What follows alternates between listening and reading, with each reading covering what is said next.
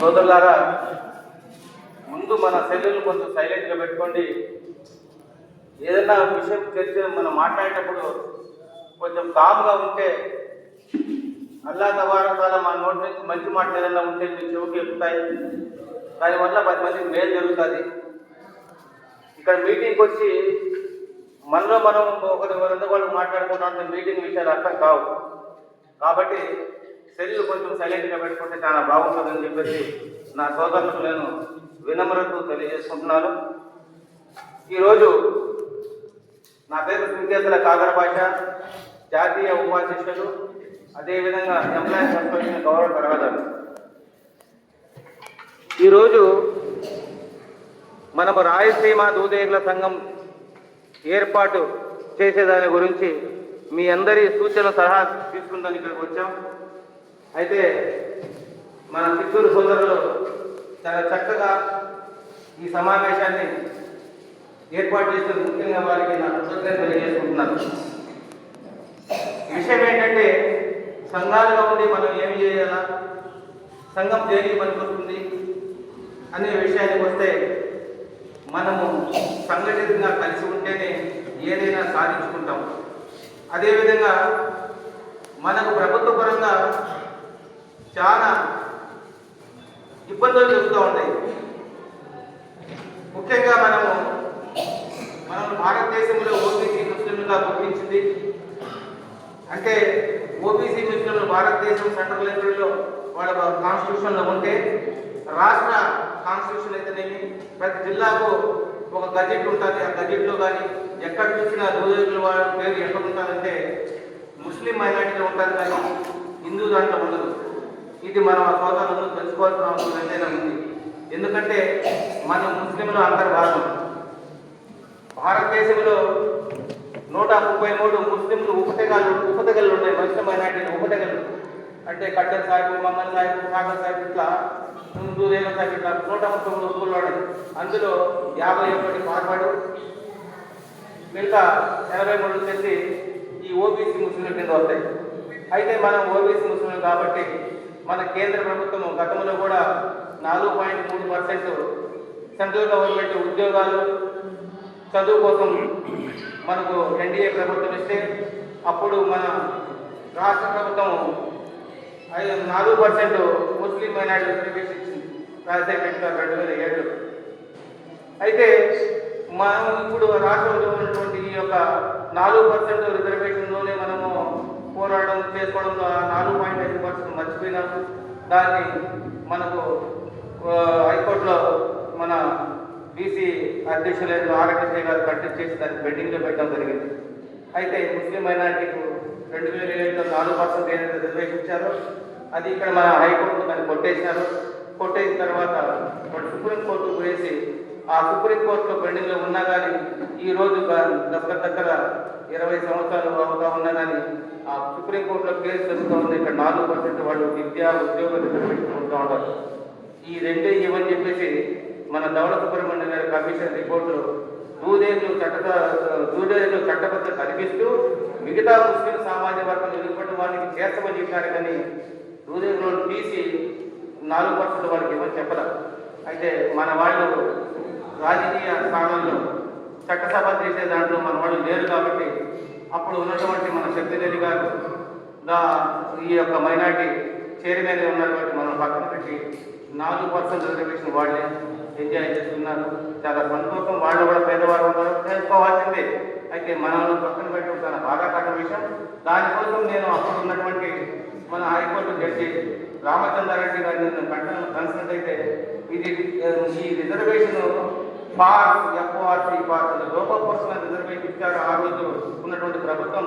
ఇది నిలబడదు కాబట్టి మీ సామాజికంలో మీరు కంటిన్యూ చేస్తే బాగుందని చెప్పిన దానివల్ల నేను ఆ రోజు నేను కోర్టుకు పోలేకపోయాను.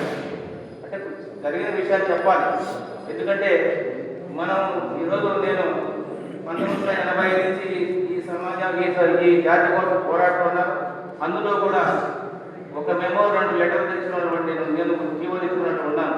ఎందుకంటే దూదేగుల సాహిత్యంలో ఆల్ ముస్లిం మైనారిటీ ఎడ్యుకేషన్ ఇన్స్టిట్యూట్ అని చెప్పేసి నేను ఒక మెమో చేసిన తర్వాత దాని ద్వారా 2 తెలుగు రాష్ట్రాల్లో నా బిడ్డలు, నా సమాజం వాళ్ళ బిడ్డలు ఎంబీబీఎస్ సీట్లు కానీ ముస్లిం అయినటువంటి కాలేజీలు అన్నింటిలో సీట్లు పొందే అర్హత సంపాదించాం. అదేవిధంగా రెండు తెలుగు రాష్ట్రాల్లో కూడా ఊరేళ్ళు ముస్లిం అయినటువంటి సర్టిఫికేట్ తీసుకుంటున్నాం. అదేవిధంగా అప్పుడు ఫెడరేషన్ నిజాన్ని కోసమే నేను హైదరాబాద్ సర్కార్ సాబు, విజయవాడ సైదులు గారు, ఇంకా కొంతమంది పెద్దలు అందరం కలిసి ఆ యొక్క కార్పొరేషన్ ఫెడరేషన్ తేవడం జరిగింది. ఆ ఫెడరేషన్ ఈరోజు కార్పొరేషన్ కూడా అయింది. అయితే నేను చెప్పేది ఏంటంటే, మనము ఆంధ్రప్రదేశ్లో సెంట్రల్ గవర్నమెంట్లో ఓబీసీలుగా ముస్లింన్నప్పుడు ఇక్కడ మన ముస్లింలు గుర్తించి మనకు అన్ని బెనిఫిట్స్ కల్పించాలని చెప్పేసి కేంద్రం కూడా పస్కొందా ముస్లిం అని చెప్పేసి అంటే విషయం వెనుకబడి తరగతులు ఈ ముస్లింలు ఎవరైతే ఉన్నారో వాళ్లకు అన్ని రాష్ట్రాలు కూడా సముచిత న్యాయ స్థానాలు కల్పించాలని చెప్పేసి కేంద్ర ప్రభుత్వం కూడా ఉత్తర్వులు ఇచ్చిండారు. అయితే మనము ముస్లిం మైనార్టీలో ఉంటూ మనము రెండింటిగా రేవడి మాత్రమే మనం ఇబ్బందులు పడుతూ ఉన్నాం. ఈరోజు మన పిల్లలు ఇప్పుడు వరకు ఈ రోజు జరిగేటువంటి విషయాల్లో మన పిల్లలు బీసీలలో హిందువులు గాను, ఇస్లాంలు గాను, ముస్లింలు రకరకాలుగా రాయబడుతున్నాయి. మనం ఏమడుతున్నామంటే, ఒక జాతి, ఒక కులానికి రెండు మతాలు ఎలా వర్తిస్తాయి అనే విషయాన్ని మనం మాట్లాడితే మన పెద్దలు అందరూ కూడా ఇది సున్నితమైన విషయం అని చెప్తున్నారు. అంటే మన ఒక కులానికే రెండు మతాలు వర్తిస్తాయా, అన్ని కులాలకు రెండు మతాలు వర్తిస్తాయా అనే విషయాన్ని మనం ప్రభుత్వం తీసుకోవాల్సిన అవసరం ఎంతైనా ఉంది. ఎప్పుడైతే మనం ఈ విషయాన్ని ప్రభుత్వం తీసుకోబోయి, ముఖ్యంగా మనకు జరిగే ఇబ్బంది అంతా ఎడ్యుకేషన్ డిపార్ట్మెంట్లోనే, అంటే మన పిల్లలు చదువుకునేటప్పుడు ప్రైమరీ ఎడ్యుకేషన్ నుంచి హైయర్ ఎడ్యుకేషన్ వరకు కూడా టీసీల్లో ఇవ్వడం జరగకుండా మనం క్లియర్ కట్టిన ఉత్తర్వులు ప్రభుత్వం ఇవ్వాలని చెప్పి కూడా మనం ప్రభుత్వం డిమాండ్ చేయాల్సిన అవసరం కూడా ఎంతైనా ఉంది. ఎందుకంటే మనము అడగకపోతే రేపు మన బిడ్డలకు, వాళ్ళ పుట్టే మా బిడ్డలకు, రాబోయే మన మనవాళ్ళు, మన అందరూ కూడా మనను పడే కష్టాలే పడాల్సిన అవసరం ఎంతైనా ఉంది. ఎందుకంటే అంతో ఇంతో ఈ కులం మీద మనకు పట్టు అవగాహన ఉంది కాబట్టి మనం ఈ విషయాలన్నీ కూడా ఆవుపోసుకొని మనం ప్రభుత్వం తీసుకొని పోవాలి. ఎందుకంటే మన వాళ్ళు ఆలిములు, ముక్తులు, పండితులు అందరూ ఉండాలి. అయితే మన ఆలిములు, పండితులు కూడా వాళ్ళ సభలు సమావేశాల్లో కూడా, అయ్యా మేము ఇస్లాంలో అందరు భాగము, మాకు ఇబ్బంది జరుగుతుందని చెప్పేసి ఏ ఒక్క ఆలిము కానీ, ఏ ఒక్క ముక్తి కానీ మన వాళ్ళు కూడా నోరిపడం లేదు. ఇది చాలా తప్పు. ఎందుకంటే మహమ్మద్ సల్లల్లాహు అలైహి వసల్లం కూడా తన జాతి కోసము, తన ఉమ్మత కోసము ఆహర్నిశలో అనేక ఇబ్బందులు, కష్టాలు పడుతుంది ఎన్నో ఉన్నాయి. అట్లా కష్టాలు పడి ఆయన అన్ని విధాలుగా అతను మనకు మార్గదర్శకాలు నిర్దేశించబడింది. అదేవిధంగా మనకు మదీనాలో మొట్టమొదటి ఆయన నబోతు వచ్చిన ప్రవక్త పదవి వచ్చిన తర్వాత, నా ఒంటి ఏ ఇంటి మీద ముందర అవుతుందో ఆ ఇంట్లో దావత్ చేస్తానని చెప్పి ఆ రోజు ఆ సభలో చెప్పిన తర్వాత ఆయన ఒంటి కూడా ఆ యొక్క అన్సారీ వాళ్ళ ఇంటి ముందర ఆగడం, ఆయన కడుపులో పుట్టుకుని జీవనం నిర్మించేవాళ్ళు. ఈ రోజు కూడా మదీనాలో 100 బాధలు ఒక వీధి కూడా ఉంది. నేను చెప్పే చరిత్ర. కాబట్టి మనము ఇస్లాంలో అందరూ భాగం కాబట్టి మనకు రావాల్సిన హక్కులు ఏదైతే ఉందో వాటిని మనం సాధించుకోవాలా. ఇవన్నీ సాధించుకోవాలంటే మనం రాయలసీమ సంఘాన్ని ఏర్పాటు చేసుకుని ప్రతి జిల్లాలో సమావేశాలు, సభలు పెట్టి మన యొక్క జనాభాని చూపించిన అవసరం ఎంతైనా ఉంది. ఎప్పుడైతే మన జనాభాని ప్రభుత్వాన్ని చూపిస్తామో మన యొక్క ఓటు బ్యాంకును గుర్తించి మన యొక్క లోకల్ రాజకీయ నాయకులు మన దగ్గరికి వచ్చి మన సమస్యలు వింటారు, మన సమస్యలు కూడా సాల్వ్ చేసేందుకు ముందుకు వస్తారు. కాబట్టి ఈరోజు ముస్లిం సమాజంలో ఏదైనా చిన్న విషయం వస్తే ఆడ, మగ, పిల్ల అందరూ రోడ్డు మీదకి వచ్చి వాళ్ళ సమస్యలు క్లియర్ చేసుకుంటున్నారు. అదేవిధంగా క్రైస్తవ సోదరులకు వచ్చిన వాళ్ళు కూడా అదే విధంగా చేస్తున్నారు. ఒక 100 భాషల సోదరులకు వస్తే మనం ఎందుకు ముందుకు రాలేకపోతున్నాం? మన సమస్యల కోసం మనము, మన పిల్లలు, ఆడవాళ్ళు, పెద్దవాళ్ళు, అక్కలు, చెల్లెలు, అన్న, తమ్ముళ్ళు, అవ్వ, తాతలు అందరూ కూడా రోడ్డుకు వచ్చి మా జనాసంఖ్య ఇంత ఉంటే మీరు మాకు అన్యాయం, మాకు రావాల్సిన రాయితీలు మీరు మాకు అడ్డుకుంటున్నారు.